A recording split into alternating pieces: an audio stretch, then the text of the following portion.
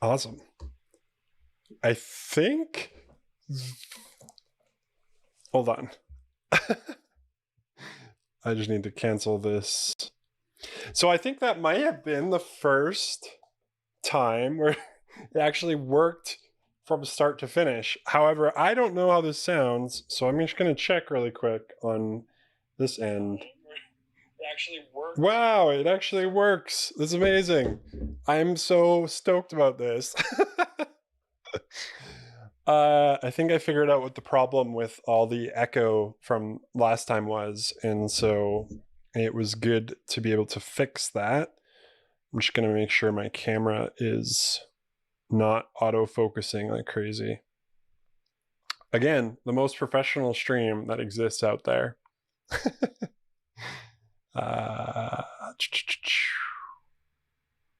Okay. And remote operation. Nope.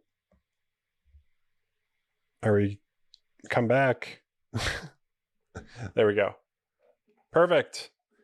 Welcome. I hope everyone is enjoying their Sunday. It is considerably smoky and cloudy outside. More smoky than cloudy, which is always fun for the lungs. Not a big fan of that. Before we started today, I wanted to address last time.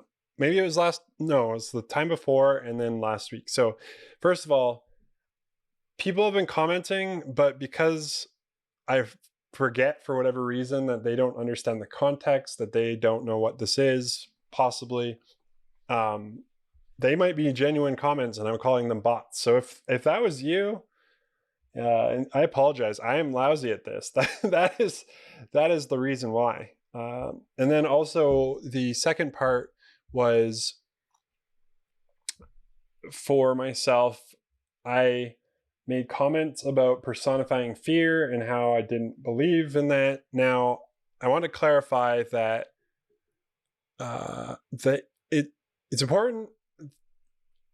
I think personifying feelings is good, but making them villains in our minds is probably where I struggle, because I find that these things are a natural part of us and they are the things that protect us. That's part of why I was saying what I was saying, but I just wanted to make sure to clarify those things. Let's see here. Oops. Move over. Okay, we're not going to move over. That's fine. So I don't think anyone's here. But that's okay in practice.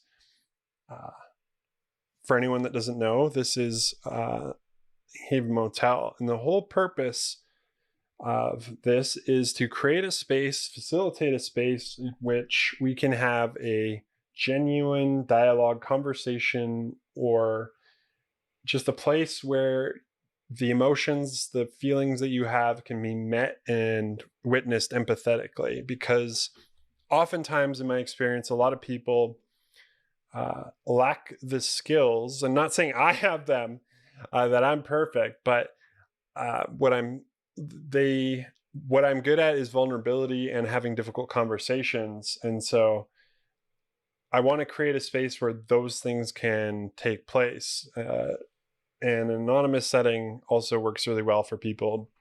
But I am realizing it can be difficult for people to come up and chat anonymously, because it still takes vulnerability to do so. So yeah, the whole purpose is for people to do that. And so the way that I've structured it and made it work, if it will pop up, come on. Yeah. So there's a QR code and a link. You can use either one, and it'll take you to a location on the internet where you can approve your camera and your mic, and you'll actually be able to join the live stream. I won't have your camera on, but your mic will be on, and we can have a conversation about either the things we talk about or whatever is on your mind. Tonight, I wanted to actually talk about what does it mean when our dreams die. And the reason I wanted to talk about that is because I'm reading a book by, actually, let's see if I can find it. Oh, I got it. Scott Erickson. Amazing. It's amazing. Called Say Yes, Discovering the Surprising Life Beyond the Death of a Dream. Fantastic. I'm listening to it on audiobook. I'm not actually reading that, so I haven't opened that copy. Sometimes I will support the artist or the author buying their book and then, getting my Audible credit or whatever. Plus I get to hear him narrate rather than my inner monologue. And I like hearing the inflections and hearing the actual author speak. So anyway, but what's really cool about this question is the invitation and the door that's open when you begin to explore some of those questions. And so tonight I wanted to unpack some of those things to the best of my ability. I would recommend just buying that book and reading it. He'll do far better job than what I'm going to try and articulate tonight, although I will add some things. So when I say the death of a dream, what does that even mean? What am I talking about? Our dreams. We have a lot of dreams. For whatever reason, I don't know if you've seen that video. I wish I could I could pull it up, of the kid who's like, "Do you ever have a dreams?" And he just like goes on. It's amazing. That pops in my head. But no, I'm not talking about that. I hope that kid's doing good these days. I'm talking about the death of the idea of who we thought we would be, where we thought we would be in life by this point. And maybe it's because I've already gone through my own existential crisis. I recently, in my mind it's recent, left my job. Well, I guess it'd be 2019. I left my career of community youth work of over 10 years. And I left it. And I had to face the terrifying question of who am I outside of being a youth worker? Because when you do something for so long and then it changes, it's like, if you do things for so long, it almost becomes part of your identity, especially if you're not aware or exploring some of those ideas or thoughts over time. And so I had to wrestle with that. I actually left my career of community youth work, and I was like, all right, I'm ready to figure out this question of who I am and what I like beyond just being a youth worker. And then guess what happened? Does anyone remember? The entire world shut down. COVID-19 hit, and that was the end of, well, not the end of exploring, but it changed my plans and expectations on what life was going to look like. I didn't even know what life was going to look like, and I imagine that was true for a lot of people. What's interesting about this conversation is I've never really been someone who, and maybe it's because of low expectations on myself, fear, that I didn't think I was going to be anything. I didn't have like, this is where I want to be when I grow up. I always said I want to be a kid. But it isn't something that, it isn't something that I knew definitively. And some people do, by 30, I want to be married and have kids and have a house and have these particular jobs and make a ton of money. I want to be this type of person.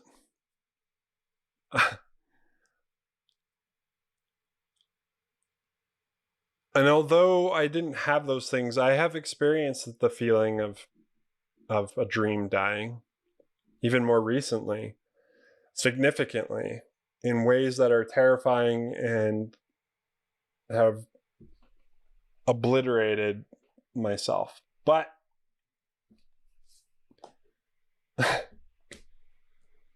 New Year's resolutions are interesting, aren't they? We have these ideas and goals of things that we want to do when this new year comes along. This is a time to make a new self, or going to, and a lot of the things that people think of are, I'm going to go to the gym, I'm going to exercise, I'm going to stop smoking cigarettes, I'm just going to smoke these last 2 packs and then I'm done, I'll be quit after that. And it's interesting because, well, first of all, like, how many of these things do we actually follow through with? Not many of us. I mean, I've said for a long time that as I've been getting older, I need to start exercising, but I struggle with it.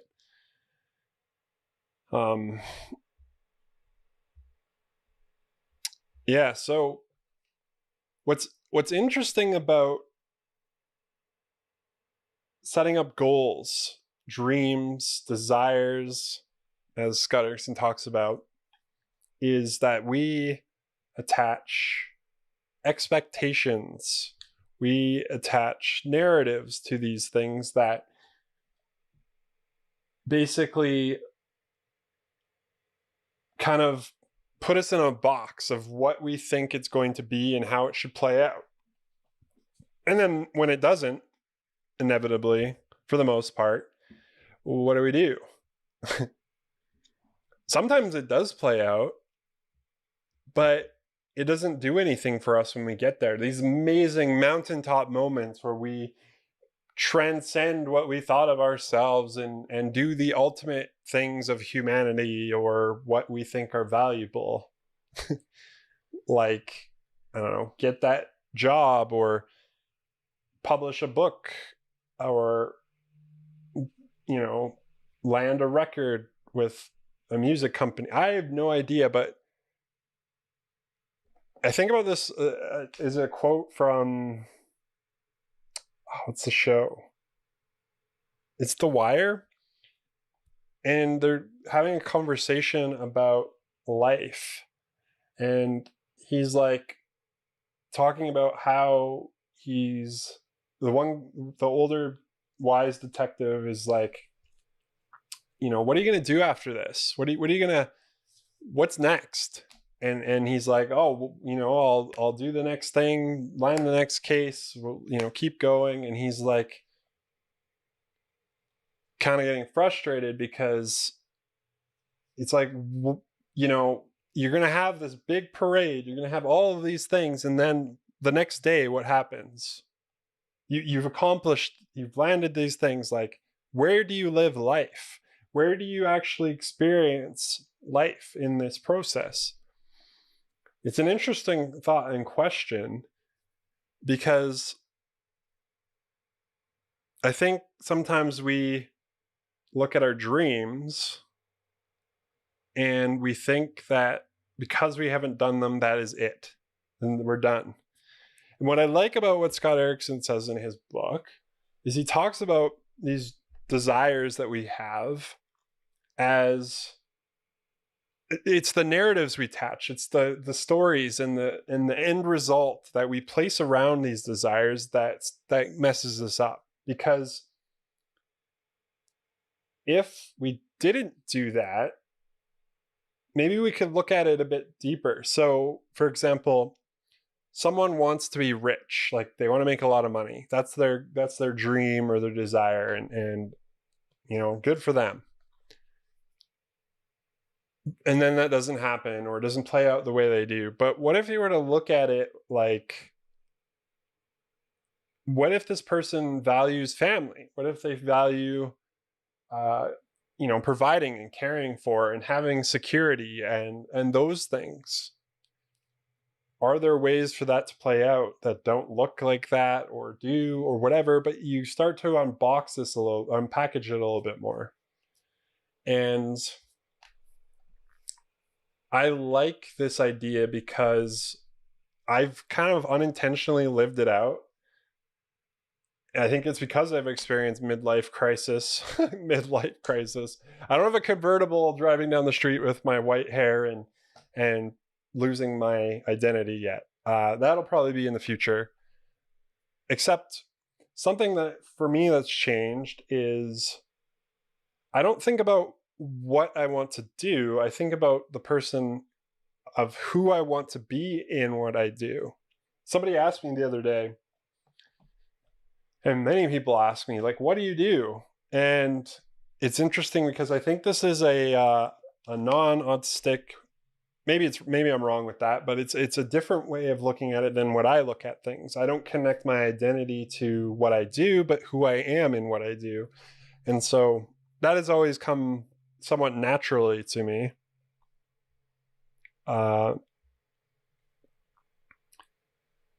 So destinations are funny, right? Goals, end goals. Without them, we feel like we cannot go anywhere. We cannot be motivated. We cannot see the future, right? And something I've learned through some of my training at my job is that our values are important. And I think this is where Scott crosses over a little bit with, I think for me, I use values. I think he uses like the who we want to be or the desire, like those kind of things. But in the sense, they're kind of the same, sort of. I would have to explain it further, but it's like, and I think I've shared this story. It's through Russ Harris and ACT training, but it's imagine two kids in a car driving to Disneyland, right? And they're driving, and one kid is like, "Are we there yet? Are we there yet?" You know, getting upset, frustrated. I've been that kid before, and I've also been around kids like that. And then there's the other kid who's looking out the window. He's looking at how the world works and interacts, and he's doing the weird, hand thing out the window, and he's living in line with his values. They both get to the same destination, but one arrives in an angry, frustrated place, and the other arrives in line with their values. The interesting question that Scott Erickson asks is, let's see if I can find it, because I wrote it down somewhere.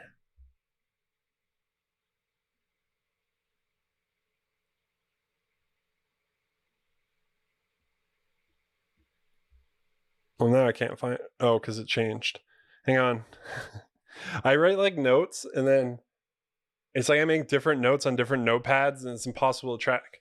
Oh, so let's say you're going on a road trip, right? But you didn't know if you were going to arrive at the location or the destination that you were intending to. How would that impact how you went about that road trip? It's a very, very interesting question. And I think that's the approach that I like, at least, in regards to the death of dreams, the death of these assumptions and expectations and things that we attach, narratives that we attach to these destinations or goals that we place in our lives. I think it's why we get messed up. I think we don't take enough time and sit with ourselves and ask these questions about who we are, what's important to us, what's our values, what is the type of person I want to be. This is what I like about what he's saying. He talks about, for example, I run this live stream, right? And right now, I actually don't know if anyone's watching. And I don't know if it's ever going to be successful. I don't think it matters. this live stream doesn't matter. What is important is who I am, the type of person. Okay, so let me break it down better. For myself, my desire is to facilitate a space. Like I love where my heart comes to life is in interacting with other individuals, with talking with them, with helping them unpack their stories. I think because I've spent so much time introspectively looking at my thoughts and feelings, as well as, trying to understand them, I'm really good at understanding them in others. and so I also don't have vulnerability as much. It's certainly not in the way.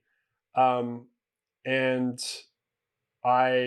I just enjoy getting to know people and helping them, helping to illuminate truths that exist already in their lives. It's not stuff that I'm making up, and it's not stuff that isn't there. It's actually there. I'm just helping them to see it.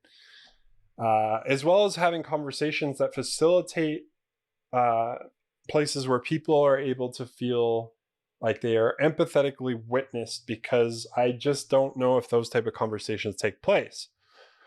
It's what I'm good at. It's what brings my heart to life. I think where people get hung up. So the only way I thought you could do that in the past is being a psychologist or doing some sort of therapy. And in my mind, it was like I could only ever be a youth worker. That was the only way that type of thing would take place. But it has not been the case. I've also had a desire to, I think, respond to this element of social media that exists that kind of keeps people trapped and is not good for us, but it's where people are at. And so I need to meet them in the place that they're at. And so this is what I'm doing. And for myself, I got stuck on, so I don't know if people know, but this has been a desire, dream of mine, doing this for a really long time. Like it's haunted me down and haunted me where it doesn't go away. It just keeps coming up in different iterations or versions, but someplace I need to do this. I think some of my frustration also is that within the job that I do currently, I see this need. I see a need to have some sort of peer support, some sort of connection time with other individuals who are autistic, for example, and they aren't really meeting that need. They're meeting other needs in other places. And so I'm like, you know what? Screw it. I'll do it myself. But I didn't arrive there for a really long time. I wrestled with a lot of things like first of all, I didn't know what this was. What happens if no one shows up? Like, what am I going to do?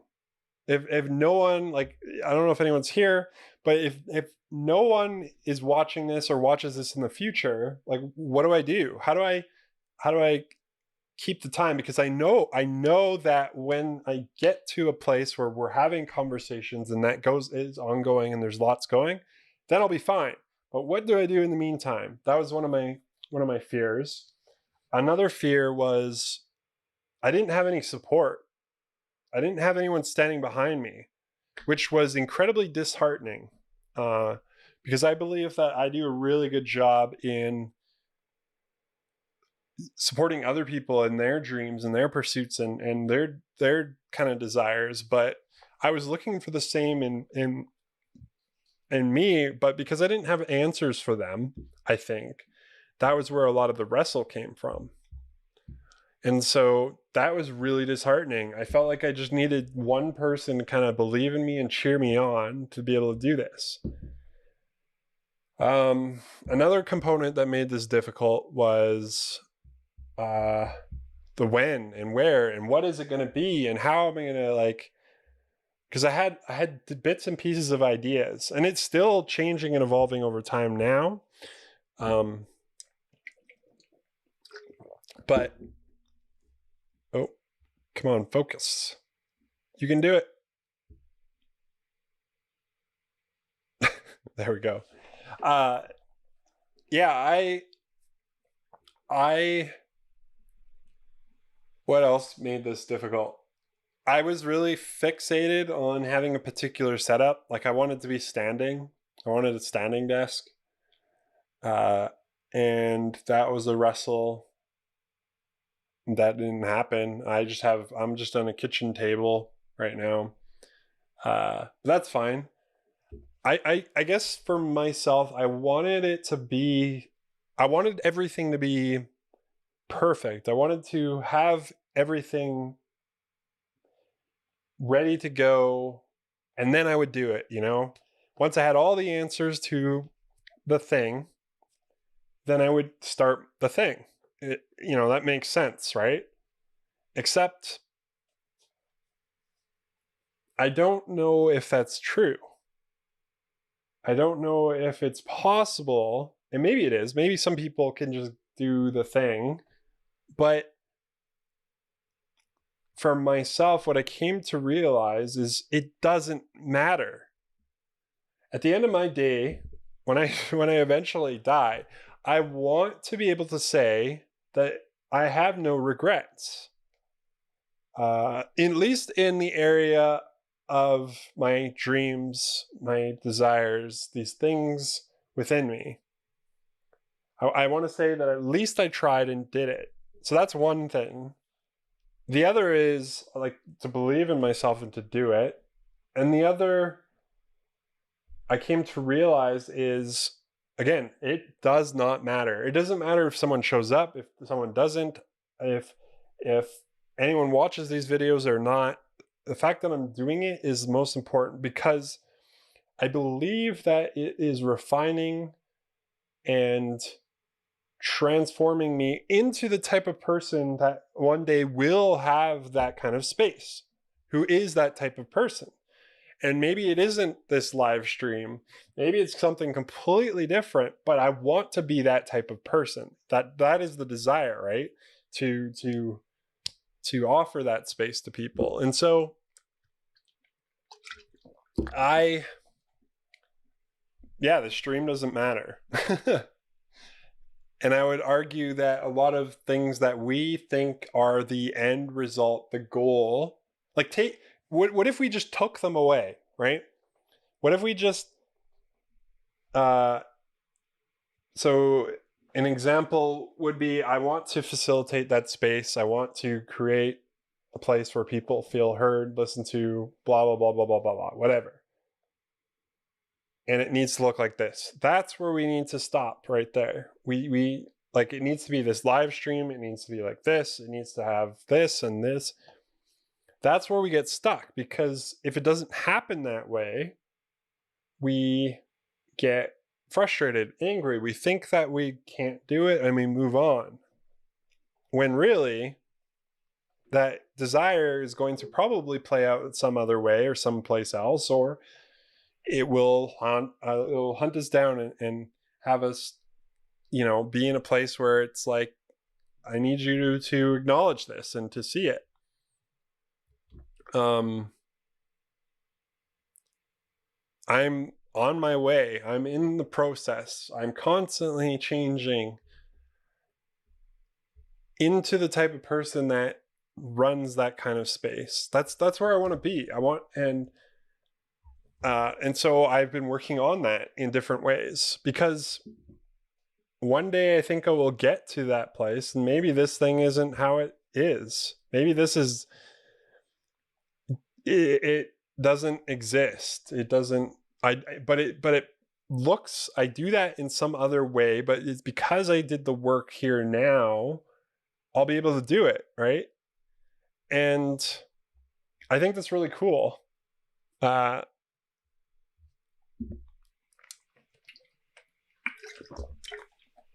yeah, I've been talking for a while, a little bit. I don't know if anyone else is there.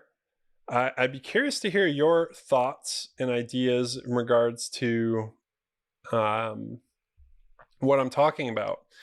Are there any dreams, goals, desires, those type of things that you've had in your life where it hasn't played out how you expected? What was the result of that?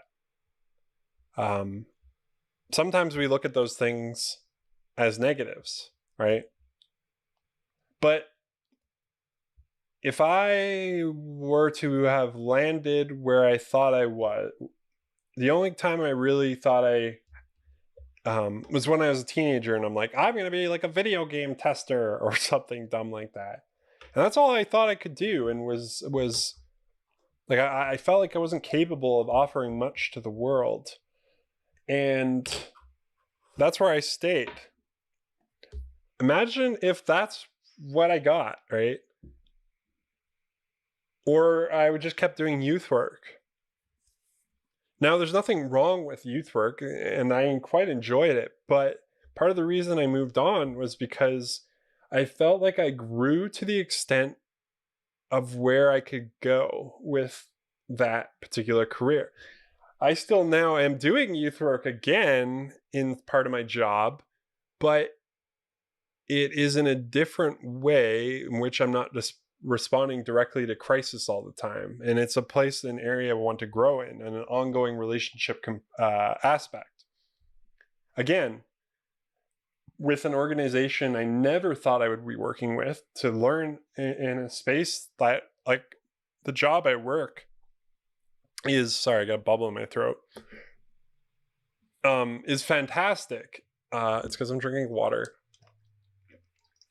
I get to be myself, fully unmasked, and I love it because it's so unrealistic to how I've experienced other careers and places of employment. And I also get to learn about what I'm teaching, which is just a bizarre concept. I'm going as a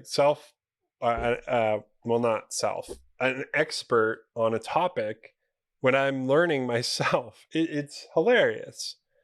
I'm going to a job where I literally teach people how to get employed when that is like one of my worst kind of skills. And that's how I have a job. like it's so upside down to where I thought I would be. And this is just the beginning, I think. Just the springboard. I want to constantly I want to constantly be growing, constantly becoming that type of person that those desires kind of call out. And I don't want to be stuck on goals and destinations because I think they're irrelevant at the end of the day for me. And maybe it's wrong. Maybe it's good to have, goals, but for me, as long as they're in line with my values, and that is where I am. But yeah, I think it confused the person who asked me like how I'm doing what it is I'm doing, and I really emphasized like it really doesn't matter what I'm doing, as long as where I'm at, I'm able to be myself in what I'm doing. If I'm able to live in line with those values, those and that self that has like the type of person who has those desires, if I can live in a place where that is like, then I'm good. I'm happy. I don't need to be at the top of like, I don't care. And I am someone who's been taking life trying to take it one day at a time, just to be present, because it's kind of funny when you think about the question of, if you planned a road trip and you weren't certain you were going to get to your destination, how would it impact your how you experience that road trip or what you do? If you really think about it in an existential way, nothing is guaranteed. Your car could break down, it could be a big accident, something could happen, I don't know. we make plans and expectations, assuming we will get there because we have made them. And it often doesn't play out that way because, first of all, we're not the type of people that can get to that end goal. We're still in the process. And second of all, maybe it's not what it's cut up to be, or, well, not second of all, but you know what I mean? Like, yeah, so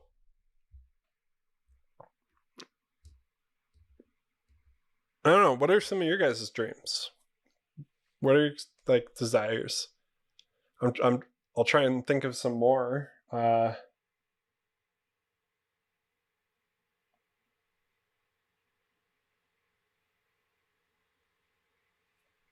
Yeah, sorry, I'm fidgeting with this stereo plugin. I'm struggling to think of more right now that aren't too much information. I don't know if I'm going to continue living in this place. I don't know if I continue to have my job. I don't know. I have no certainty or really anything. The only thing I control is myself and hopefully who I am and what I'm doing. So, yeah, death of dreams. Do the dreams die, or do we pick them up again? Do they move, or do they become something new? Is there something beyond those things? Does it invite us into further conversations when we explore questions of more depth? Scott Erickson talks about question of wonder, and he says, "What don't you know? What don't you know?" And so you start to ask these questions in your desires, and you start having more questions, and it unravels it more so that you have a better understanding. And I like that. I really, and maybe I'm weird. Maybe I have way too much time to think about things, but I've always been like this. I don't know. Like, I find it interesting because part of my job is teaching people employment skills. And I find that a lot of the questions that employers ask in interviews really dumb. Like, where do we want to be in 5 years? And, or, well, I mean, that's not a really dumb question, but like, they'll be like, tell me about yourself. And as a literal thinker, that can be challenging because it's like, okay, I'll tell you that I like video games and listening to music and blah, blah, blah. And they're like asking about job specifics. But yeah, employers, like, where do you want to be in 5 years? I think about that question and I'm like, I want to be this type of person. This is where I want to be. But I don't know what that means for me. What am I doing? Like, I don't know. I actually enjoy this mystery as it unfolds because it has been so surprising. I try not to have assumptions about things. I try and ask questions and to clarify in conversations because assumptions are just, as Scott Erickson says, limited conclusions.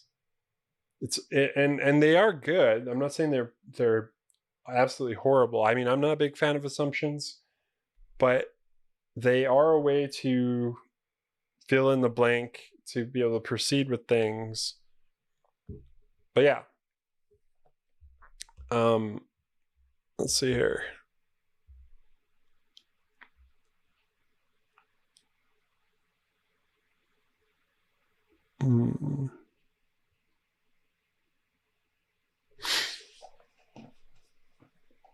I think about my buddy who's, sometimes it's frustrating because it's like, you can see this playing out in people's lives where they are like, you know, once I do these things, once I get this particular school thing or this particular job or this particular whatever, fill in the blank, then I will go and proceed to do the thing. And I have to wonder, I mean, even in my own life, like how much that idea kind of held me in a place where I never move towards that thing, because I never actually am ready. I'm never actually prepared. I'm never actually fully able to be in that place because I have not done the work of getting there, if that makes sense. A lot of paradoxical things, which are very interesting.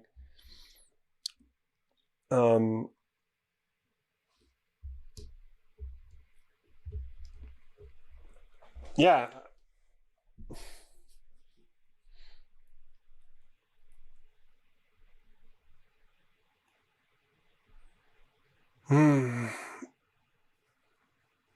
Life has not played out how I certainly hasn't played out how I want or expect. But at least for me, I see hope in that, right? I think some people attach narratives, they attach stories, well, I mean, narrative stories, they attach expectations to things and then it doesn't play out and then they throw that thing away. This doesn't work. This wasn't how I expected it. You weren't enough. Whatever. Just find something else that will do those things. I think what is missed and what I think is a failure is there's hope as well in that. And I sure hope that the people I have relationships with, who I interact with, that I will not be the same person in the future, that I keep growing, that I'm not stagnant, and I keep becoming more and more in line with myself and keep understanding myself more and more, and I keep challenging and pushing and growing. And I have limitations, and my limitations have cascaded and wrecked people's expectations of me. But I've also done things and shown up in ways and that they weren't expecting. And I think that's where we need to land, not just with myself, but with all of us, right? There are people in our lives that don't live up to our expectations. I know we're all human, but or things that we have in our lives that we thought we could get or couldn't get or whatever, it doesn't matter. Who do you want to be? What does it mean to be that type of person? Those are the important things in my mind. Again, I could be completely wrong about all of this. That's why I want to have a dialogue. But it's unlikely that that is happening tonight. It is summertime.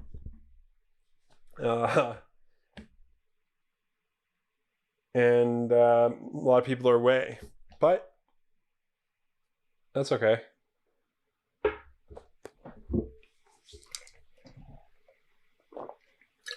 I drink a lot more water now. I didn't used to drink a lot of water. I used to drink a lot of soda or pop. And then I got a Soda Stream. And carbonated water with flavor. You put a little flavor in it. Now I just drink water. It's kind of amazing how we can train ourselves and our brains to things if we have the discipline and work. In the future, though, I also want to talk about fear and for myself, executive functioning, inertia, and those ideas, because they get in the way of dreams and desires and goals. And perfectionism, too. It's another aspect. With a lot of my fears came from this idea that everything needs to be perfect with the stream. And eventually I'm like, screw it. I'm just going to run. Who cares if the audio is bad? Or who cares if it doesn't look good?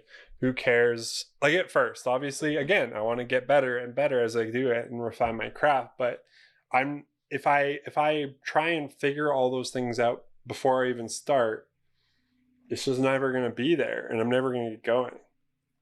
So if you were on a road trip and you had no guarantee of getting to your destination, how would that change your experience of that road trip, how you interacted with it, how you went about it? Because if you really unpack that and you really think about it, that is the question we are faced with in life, right? Nothing is guaranteed. The next day, tomorrow, is not guaranteed. Your next hours, your next minutes aren't guaranteed. Does that change the way that we interact with our lives? Does that change the way that we pursue our goals and our dreams? The things that we think are too big? Maybe we should just do it. You know, I think about Shia LaBeouf. Just do it. Make your dreams come true. I think I've talked about this before, but I love it because yesterday you said tomorrow. And maybe it's something we just start. Maybe you've been wrestling with something for a really long time. Something that has been within your heart for a really long time. I would say just do it. Stop trying to perfect it, trying to have the right answers, thinking that you were ever going to be able to arrive somewhere before the goal or the destination, right? If I have this, you know, the area I got trapped in was thinking about children. I need these things to be perfect and have these understandings, and I'm never going to be prepared for that. Never going to be prepared for what it's like to be in a relationship with somebody. I'm never going to be prepared for losing my career or job or moving on to somewhere else or moving to another country, or like you're never going to be ready. So just do it. Let's just stop. The work that I think we need to do isn't the work that we have done. It is to understand what those things are.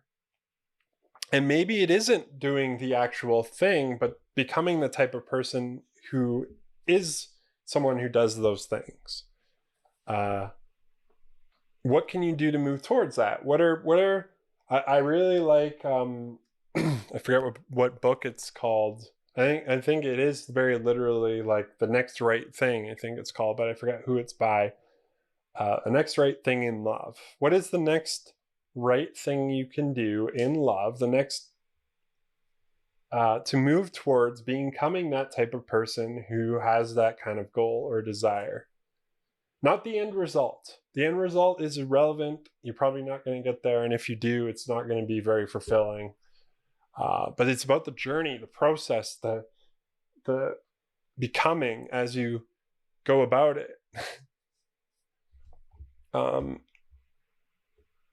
yeah, I don't think anyone's going to join tonight. And so I might give it a couple more minutes. And if not, I will probably wrap up because again, talking for an hour, I really want to enjoy the rest of my Sunday. I might go and get some Starburst because they're one of my favorite candies, and play some Zelda. An interesting concept about Zelda that I've been thinking about and might talk about in the future is this idea. The game sets up, like, you can literally build different things in order to solve the puzzles, and you can like build things to circumnavigate the entire thing that the developers have made and done. And you feel like you're kind of cheating. You feel like you're not supposed to do that, but then they encourage it, and it's very interesting. It's something I think about as I'm playing, these thoughts that are going on in my head.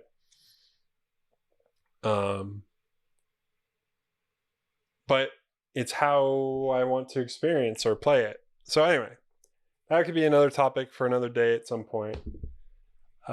Hopefully this made some sense to you, and if not, please go pick up Scott Erickson's book, Say Yes, Discover the Surprising Life Beyond the Death of a Dream, because he does a far, far better job articulating and has honed his craft, obviously.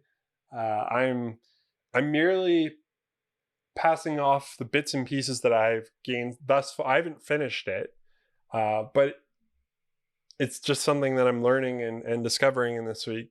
Next week, I think I'll be talking possibly, because this Thursday coming up, I'm actually going to a talk about autistic masking.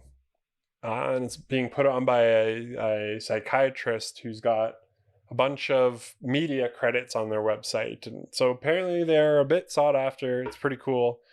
And I think I might talk about that next week. Masking and the cost of it. I will say that I am a lot less anxious than I've ever been in my entire life. And I think that's because I'm not masking. But again, we could talk about that next Sunday. And then the Sunday after that, I'm still going to sort that out because things are going to get complicated. But yeah, thank you all for coming, listening to this ramble, rant, whatever it is. Not rant. I guess there are things to think about. They've worked for me. It may not work for you. Who knows? But questions to think about, right? Because you might be sitting there with a bunch of kids that you never thought you would have or want. You might be sitting there at the end of a marriage. You might be sitting there after your child wasn't born, or you have someone in your life who's struggling with addiction, or you didn't get into that college or university you wanted. And that's okay. Not saying that those things are okay, but you'll be okay. You will survive. You will continue to live life. And it will shape you, and you will become, and it will be brilliant and wonderful and amazing. And I'm excited for that. And that is what is important, is the life in between the moments we thought were the ones that were important. What does life look like in my day-to-day, boring, ordinary, and mundane? And who do I want to be in that? Yeah. As well, I just want you to know that wherever you're at, whatever's going on, the place you find yourself tonight, that you aren't alone. And I say that because I know and I've felt what it's like to be alone. And it's part of why I started this. It is a response to how I dealt with, in the past, when I struggled with depression and very dark and intense thoughts that I now face in the place I am now. I isolated myself. I cut myself off, and that is natural. It is normal. But this time I'm trying to be out and be seen and interact.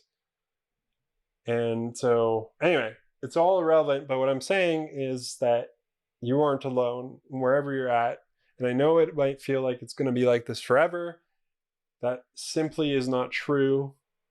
Life will keep going on. And look for the wonderful, unexpected joy that comes from this place. Not saying that this has to happen.